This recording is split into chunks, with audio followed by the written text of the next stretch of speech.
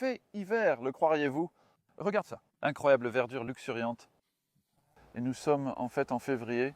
Il fait vraiment froid au Royaume-Uni, mais je suis aux îles Vierges britanniques. C'est une île tropicale des Caraïbes. 18 degrés de latitude, près de l'équateur. Les journées ici, au milieu de l'hiver, sont de 27 degrés le jour, 80 degrés Fahrenheit et 24, 25 la nuit, milieu des années 70. C'est magnifique, j'adore. Je suis ici pour un voyage financé par Greenvee et leurs donateurs qui ont organisé pour moi de donner beaucoup de conférences et de présentations, donnant un aperçu aux gens d'ici sur la fabrication de compost et la non-labour. L'accueil était en réalité fantastique. Ma base, pendant que j'étais ici, est cette ferme, Good Moon Farm. Elle est un peu sur une colline et vous remarquerez dans la vidéo qu'elle est vraiment raide. Elle est à 45 degrés. Donc nous allons demander à Aragon, qui a acheté la ferme il y a un moment et qui la cultive maintenant avec ses fils Santi et Seba. Seba filme, donc vous ne le verrez pas. Et ils ont commencé avec une énorme quantité de travail nécessaire et ont eu une aide fantastique ils se sont fait des amis. Aragon est né ici. Donc Kalinago, une tribu que nous aidons vraiment, Kalinago. Kalinago, ouais, d'accord. Kalinago, deux d'entre eux travaillent toujours ici, Drake et Ace. Et donc beaucoup de temps a été consacré à cela et l'est toujours pour faire grandir ce jardin incroyable. Et c'est bio, de la nourriture fantastique. Alors comment en êtes-vous venu à acheter cet endroit et pourquoi? Eh bien, j'ai acheté le terrain il y a une vingtaine d'années à peu près. Et c'était toute une forêt, un buisson. On ne pouvait littéralement pas voir la mer d'où nous sommes ici. C'était des arbres hauts, mais c'était une croissance de deuxième génération. Elle avait été défrichée à l'époque de la plantation, donc nous avons visionné comme nous sommes allés, disons que j'avais une idée que nous allions faire une ferme, mais nous avons réalisé que nous étions dans un terrain très raide, donc tout le processus de création de lits, comme vous l'avez évoqué, était de faire des terrasses et nous l'avons fait à une échelle assez dramatique et oui, nous avons creusé. Nous avons fait creuser, mais ce que nous faisions, nous séparions les anciennes terrasses qui étaient ici pendant l'époque de la plantation, séparant les roches de ces terrasses qui étaient sous la forêt de deuxième génération. Nous avions donc une abondance de roches et cela nous a permis de construire des murs petit à petit, mais nous avons fait ces terrasses pour commencer à faire nos lits. Et le sol n'est pas profond? Pas profond, mais collant en gros, quoi. Mais les premières années ont été très abondantes. En fait, incroyables, je veux dire. Elles sont toujours bonnes. Mais l'humus naturel de dessous, sous la forêt, nous profitait. Il y avait eu des cochons qui couraient sur le terrain quand nous l'avons tout d'abord obtenu. Sur certaines parties, il y avait eu des cochons. Mais des enclos qui ont profité, je pense, à la fertilité. Mais oui, donc vraiment, au fil des ans, nous avons appris à nourrir le sol, inspiration de vous-même et d'autres, ce genre d'apprentissage au fur et à mesure. Et aussi faire du compost, nous allons jeter un coup d'œil à cela dans la vidéo. C'est maintenant un aspect crucial de la ferme, ce qui n'était pas le cas initialement. Nous n'avons vraiment pas compris le processus, mais nous avons définitivement réalisé au cours des 10 dernières années que c'est la clé. D'autres moyens d'ajouter de la matière organique, comme vous l'avez fait en semant des cultures de couverture. Les cultures de couverture ont été un succès, permettant un taux de renouvellement élevé de la fertilité du sol grâce aux températures chaudes. Nous avons pu les cultiver pendant l'été, ce qui est très intéressant. Commençons par construire la fertilité du sol. Allons jeter un coup d'œil. Oui, absolument. Regarde ça.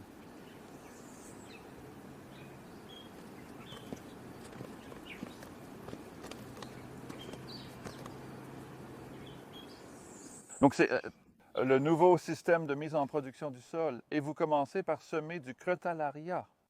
Oui, le crotalaria est notre culture de couverture. Le pois chiche est une légumineuse qui fixe efficacement l'azote dans le sol et apporte une grande quantité de matière organique par ses résidus. Il ne reste pas longtemps et pousse rapidement, n'est-ce pas? Il pousse rapidement, c'est fantastique. Nous l'aimons, il est idéal pour notre climat. Il a environ une période de croissance de 60 jours. Et vous l'avez vu avant quand les touristes ont disparu. Oui, ce sont nos récoltes de fin de saison, qui est autour de l'été ici, dans la partie la plus lente de la saison. Nous le plantons probablement à la fin de juin, au milieu de juillet, et il a environ 60 jours à partir de là. Oui, et puis nous allons soit le sertir et le plier, soit le couper et le laisser tomber sur le sol, puis nous viendrons avec nos bâches. Plastique noir ou autre réutilisable. Oh, encore et encore. Nous les avons depuis plusieurs années maintenant, et nous les laissons reposer pendant environ 60 jours, parfois 45, et c'est en quelque sorte le début de notre processus de préparation du lit. Mais, Vous avez une mauvaise herbe tenace ici, pas vrai? ouais, c'est pas de l'herbe, ce n'est pas amusant, donc ça, Pensez-vous que si vous le tirez en arrière, nous verrons quelque chose? nous pourrions voir un peu, espérons, mais pas trop. Cela a été en panne pendant combien de mois? Cela a été en panne pendant 3 ou 4 mois maintenant. Nous sommes toujours dans cette situation, obtenant toujours quelques-uns d'entre eux, mais comparativement à quand cela est tombé au début, beaucoup moins. Qu'est-ce qui se glisse par-dessus? C'est du manioc, c'est une culture racinaire indigène ici, dans les Caraïbes et partout dans le monde, mais c'est un aliment très puissant et riche en amidon et nous l'utilisons comme une sorte de nourriture sous terre. Alors, quand est-ce la récolte? N'importe quand, à partir de maintenant. D'accord, nous l'avons gardé et nous voulons faire un atelier sur la production de manioc. C'est une sorte de tradition autour de ces îles que peu de gens connaissent. Vous pouvez faire du pain avec.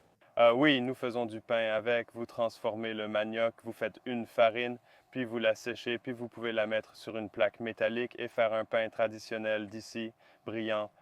En résumé, la bâche peut être enlevée dès maintenant, peu importe le jour. Oui, du compost sur le dessus après une mauvaise herbe. Ensuite, nous viendrons directement avec nos transplantations ou semis directs. D'accord. Ouais. Et nous pouvons voir et préparer la prochaine étape juste là-bas. Juste sur la prochaine terrasse. D'accord.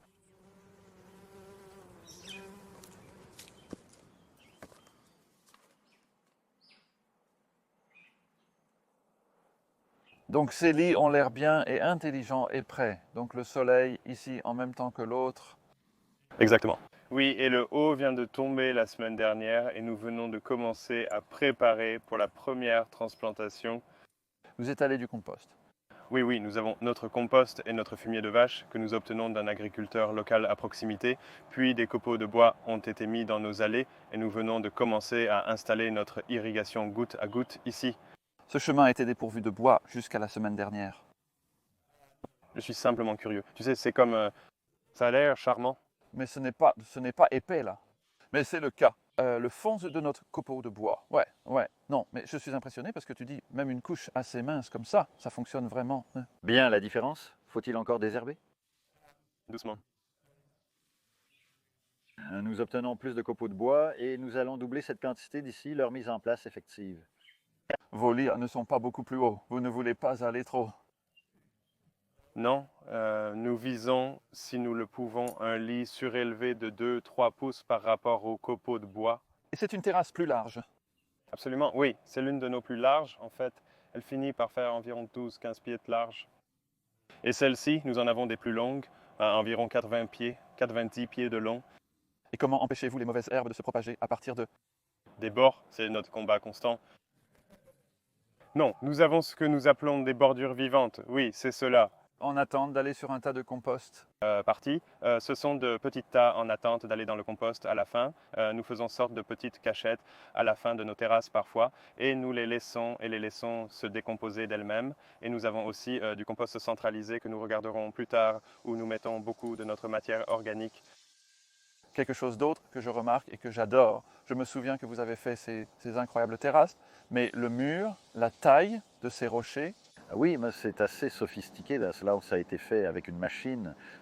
Celle-ci était une excavatrice, mais j'ai un ami qui est le maître constructeur avec une excavatrice, soulevant délicatement ces roches qui jonchaient toute la surface. Ces roches n'étaient nées pas loin, sous la surface ici. Elles étaient juste comme nous avons nivelé ces terrasses. Nous trouvions les roches. Aucune de celles-ci n'est entrée dans la ferme. Nous avons été en quelque sorte bénis, mais c'est comme si nous apprivoisions des roches sauvages, vous savez? Ça se ressent littéralement Comme ça aussi. Nous le faisons toujours. Vous verrez même les plus petits. Comme nous. Comme nous. Vous savez, en disposant les lits et les choses, des roches surgissent du sol. Je veux dire, vous n'avez pas à creuser loin pour obtenir une roche, et de nos jours, nous ne creusons pas. Mais donc, vous voyez toujours le... Ce que vous enlevez, vous êtes... Nous sommes en train de faire une pile en haut, et ensuite, cela va construire une autre terrasse en bas.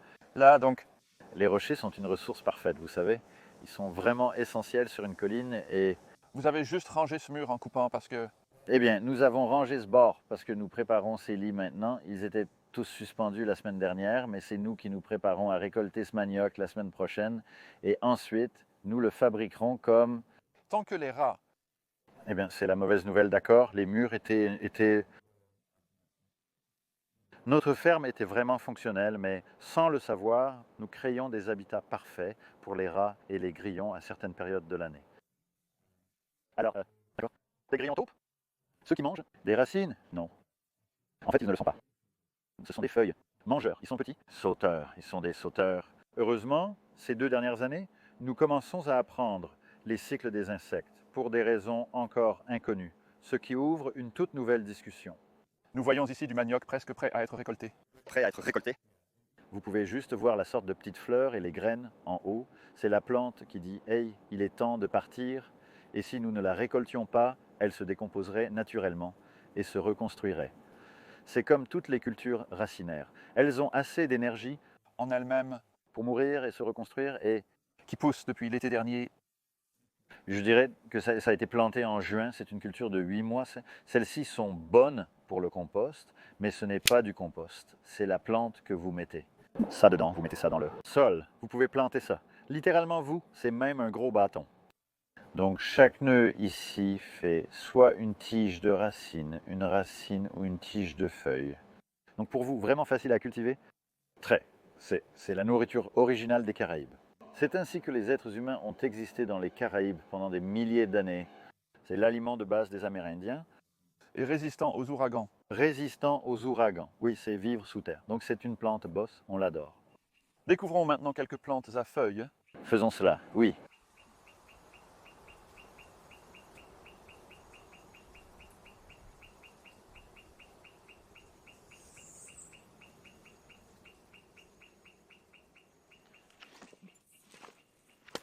Ce verre a vraiment attiré mon attention, tellement beau.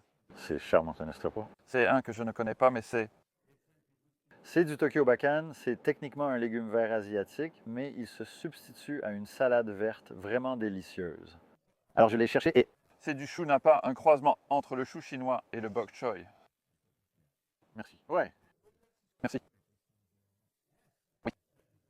Oh oui.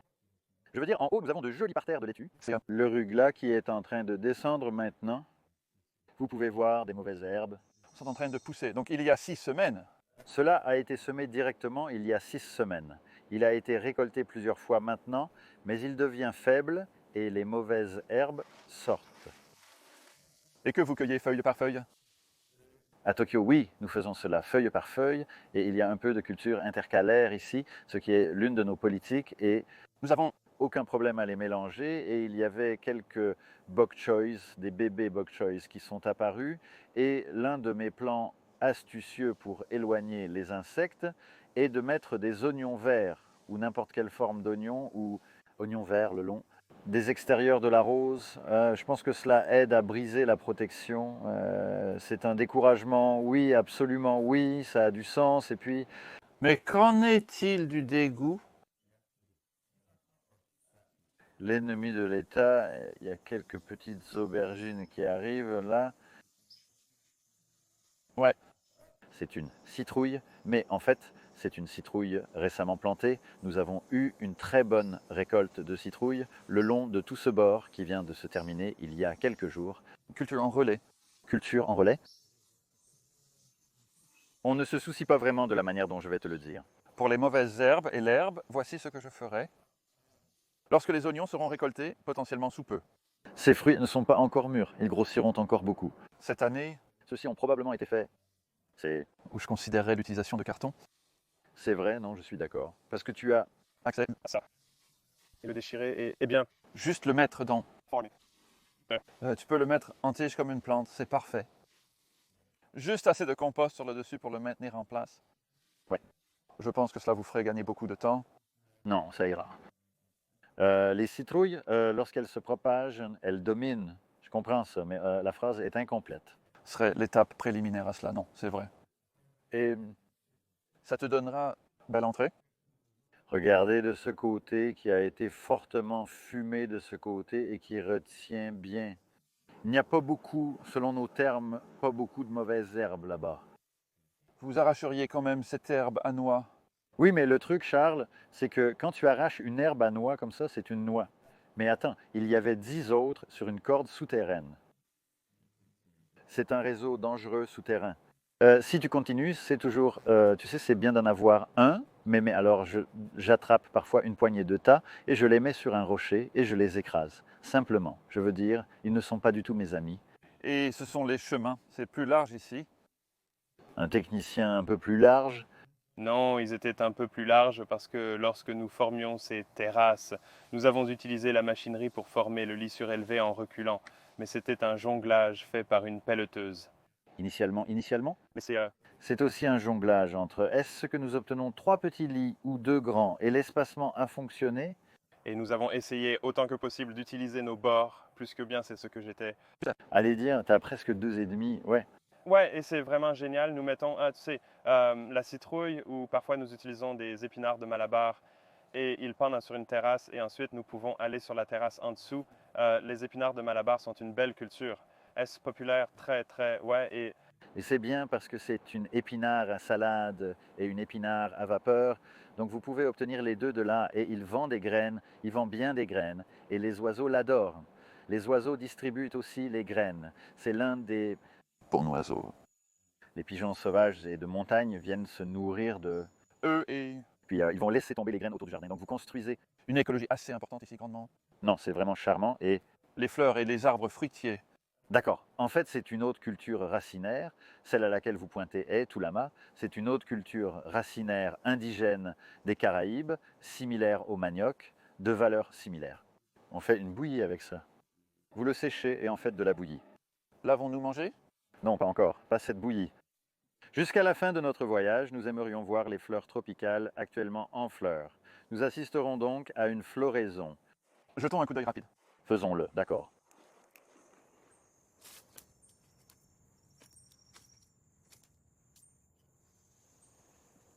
Nous voilà.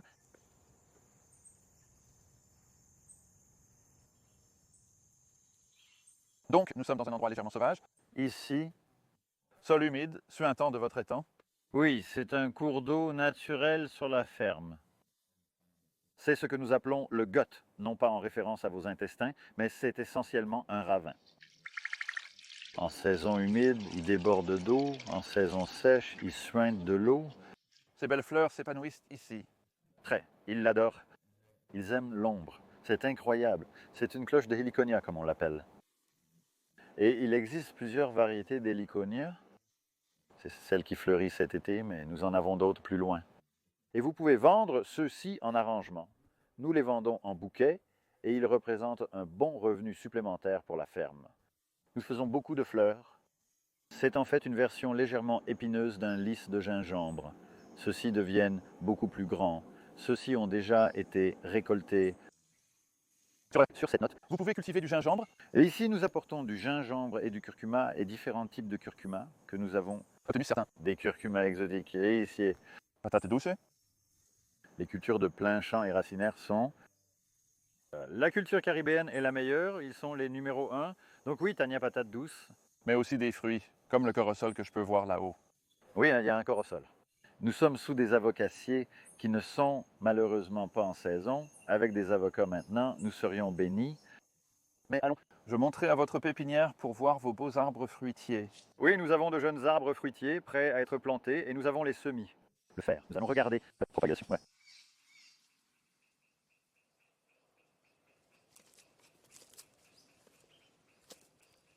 D'accord, donc la propagation. Vous faites beaucoup de repiquage et semez directement en plein soleil, comme pour le chanvre. Oui, le chanvre solaire est une culture de couverture. Roquettes, parfois de la laitue, parfois des carottes. Nous n'y sommes pas allés pour le moment, mais nous semons directement cela. Mais la pépinière est le cœur de ce jardin. C'est en quelque sorte la base de production et nous avons un cycle continu. Je suis ravi de voir ça, oui. Je les ai eus lors de votre journée portes ouvertes l'été dernier quand on s'est rencontrés. Mais dans l'ensemble, vous constatez que les plus grandes plantes vous conviennent mieux. Oui, ceux-ci sont bons pour un retrait facile, mais je trouve parfois que les choses restent un peu plus longtemps dans ce climat. Nous les aimons fort.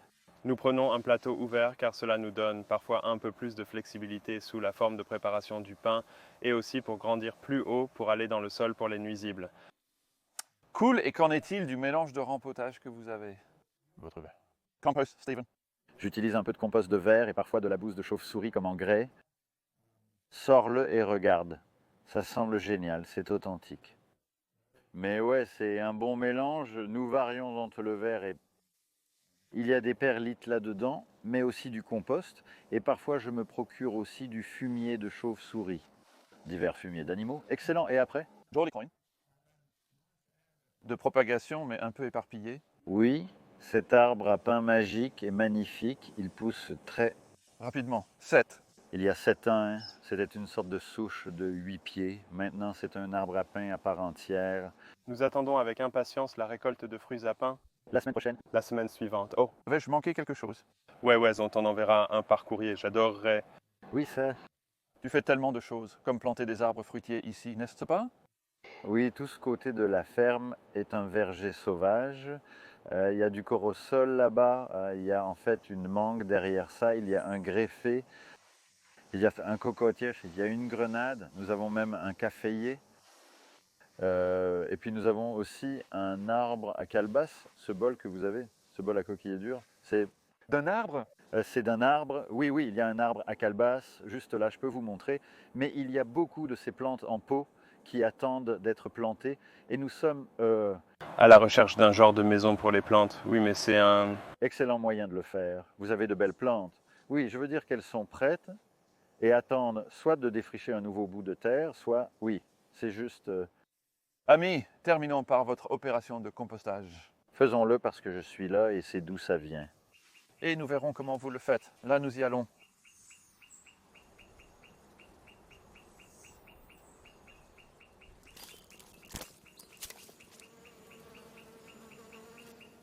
Donc du compost de tous les déchets de jardin, dont il y en a beaucoup en vert et en brun. Ma proportion préférée est de 3/4 de vert, 1/4 de brun. Vous trouvez que c'est un peu détrempé, peut-être? Ouais, nous prenons beaucoup de déchets des supermarchés. Tous ces fruits sont assez aqueux. Donc nous avons tendance à ajouter un peu plus de brun pour équilibrer toute cette eau. Et Quelque chose comme la pastèque est presque purement liquide d'eau, d'accord? Ouais. Et puis, vous faites probablement 2 tours liés à cela aussi. Cela réduit le côté détrempé. ouais, cela permet de le drainer au fond de chacun de ces bacs. Comme il y a un drain, donc au fur et à mesure qu'il reste un peu plus longtemps, l'eau s'écoule et le fait de le retourner lui donne un peu plus d'air. Donc en remplissant. Cela en un mois environ.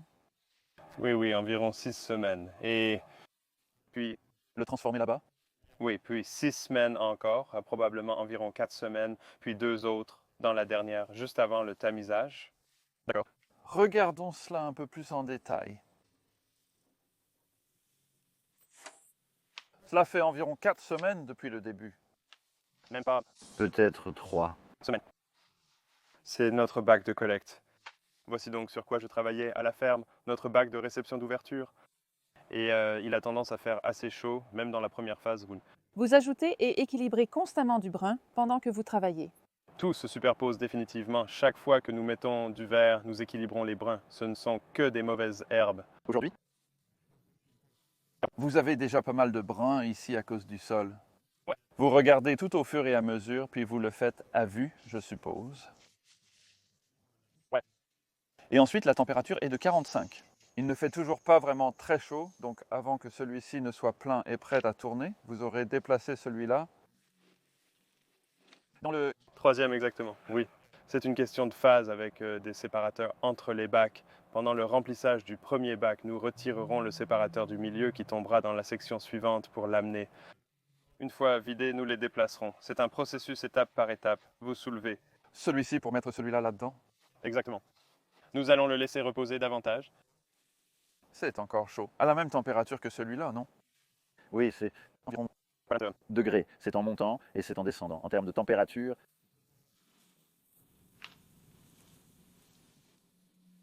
C'est légèrement humide, mais assez boisé. Je pense qu'il y a suffisamment de bois.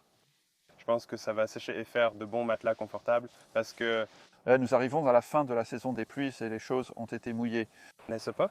Absolument, tout à fait. Même si nous avons un toit sur le bâtiment qui aide beaucoup, le vent qui souffle, Une chose que nous n'avons pas mentionnée est le trommel quand tu y vas. Oui, c'est une machine assez charmante qui fonctionne manuellement, Oui, nous roulons simplement. c'est certain. Oui, nous mettons notre...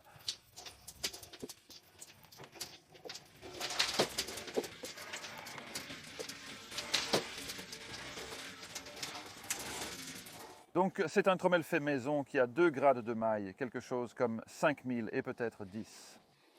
Oui, nous avions un autre accessoire que nous pourrions mettre et nous pouvons enlever le cylindre ici et mettre une épaisseur si nous voulons votre travail. Oui, non, ça nous garde certainement. Fort d'accord. Et c'est ce que vous avez là, c'est du compost fin qui est bon pour le mélange de rempotage. Très fin compost que nous avons tendance à mettre dans notre pépinière, mais aussi à appliquer directement sur les lits.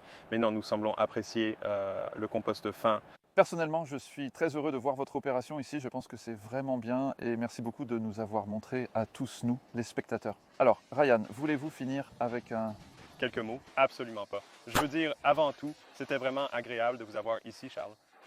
Nous avons beaucoup appris et apprécions votre temps et vos conseils. Mais si vous souhaitez visiter Good Moon Farm, n'hésitez pas à nous suivre sur Instagram.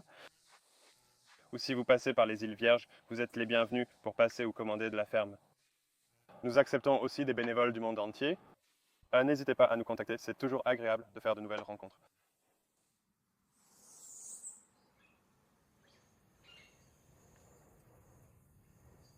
Merci